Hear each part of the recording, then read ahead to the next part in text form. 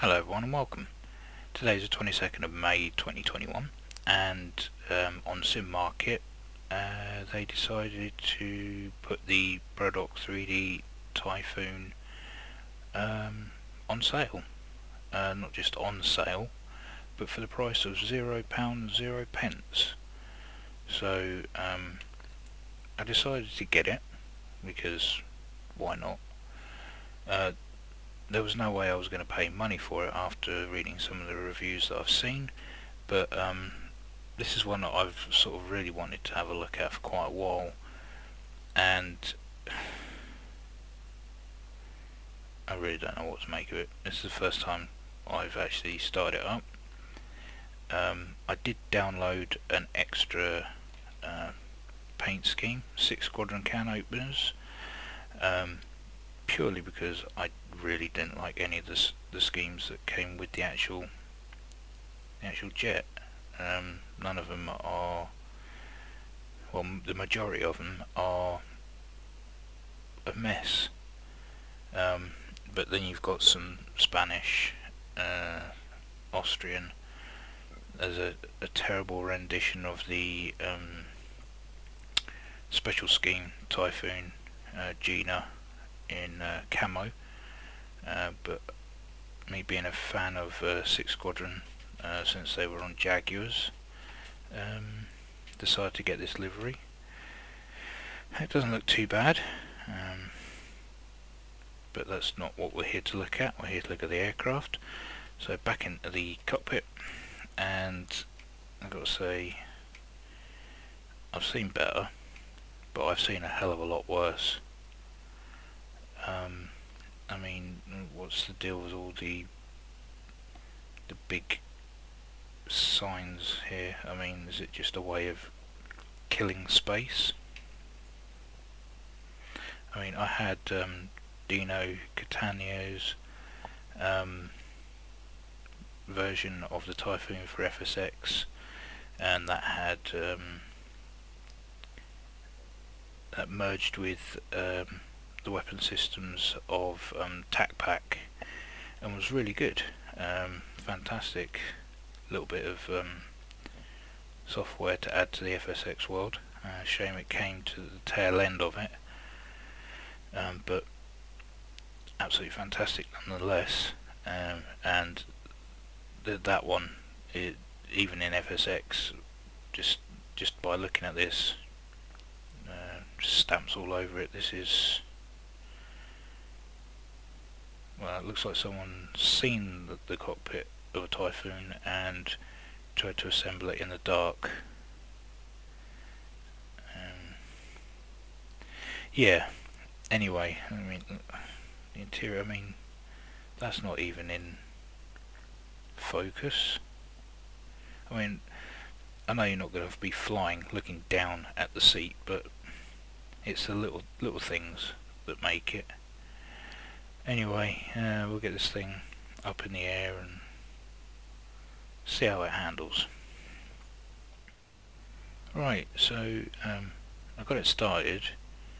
I've got to say, it does look a little bit better with everything fired up, but everything's samey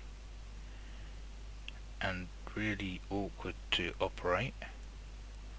You got your touch screen there, and then you can cycle through these menus here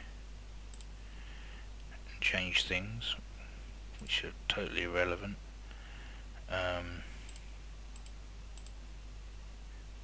Instead of getting info up for like your fuel,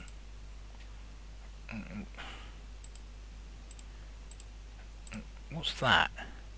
Honestly, ooh, looks like it's been scanned from a decal sheet.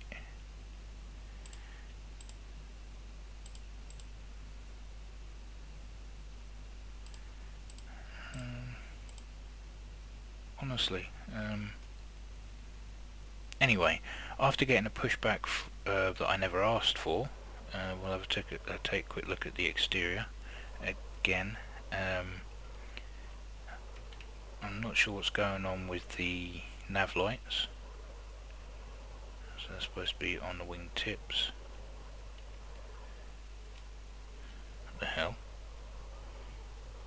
taxi light shouldn't be there, it should be here.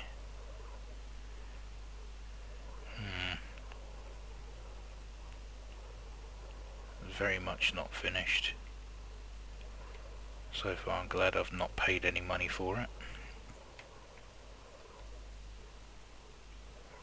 Brake, okay, that works okay. And there's well steering. Okay, so it's not so bad on the nose wheel steering. Okay, right, so let's get to the end of the runway, and I'll get on to the next stage of when we're up in the air. Okay, so we're up in the air. It seems it's sluggish in movement. It's not as responsive as I thought it would be.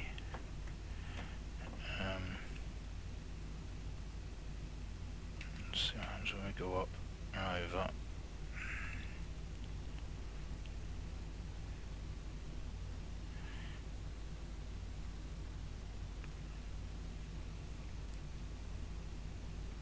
We're at 46,000 feet, so over the top of the loop.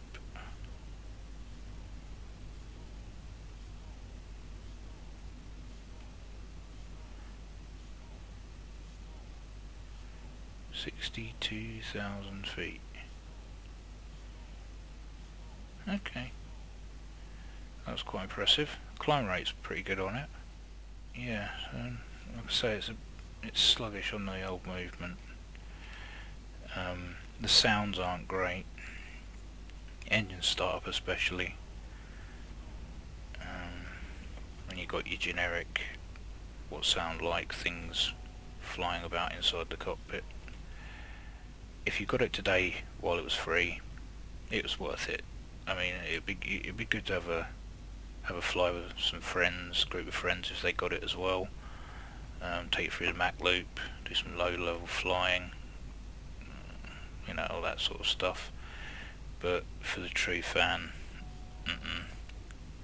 and anyway, if you are a true fan of the Typhoon, you should be waiting in anticipation for True Grit's Virtual Technologies Typhoon for DCS, which, as it's being helped developed by I believe it's a Typhoon test pilot, or at least a pilot at the very least, is going to be something quite special. So that's one to look out for. It'll be a bit expensive, but DCS is free, and there are some good free modules out at the moment. There's the T45, the A4, we've got a Gripen coming in June, and yeah, some various other bits and pieces. That's how good this aircraft is. I'm advertising DCS. It's a bit of a crybaby of an aircraft. It needs wrapping in cotton wool because it overstresses in the slightest pull of a G. It's sluggish.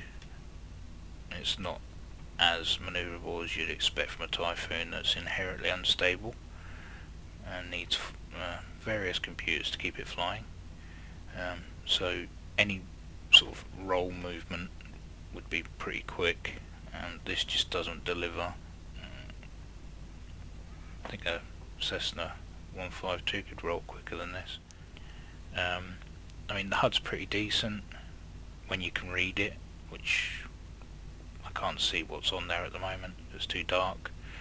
This is too dark for me to see. It needs lighting up. Trying to find words to show how I feel about the aircraft in this review, and I'm finding it difficult. Usually that's not a problem, and I don't want to be harsh on the creator because they've obviously worked hard on it, but no, sorry, it's not for me. But this is in need of some serious work to bring it to any sort of accepting level. I'm afraid.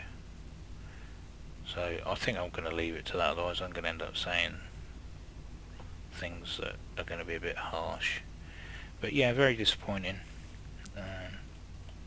But as Simmarket were having a sale and were giving this away basically, I thought I'd give it a punt. I mean, I had nothing to lose, apart from about an hour or so of my life that I'll never get back. Anyway, thank you for your time, and as always, take care, and I'll see you in the next one. Thanks for watching.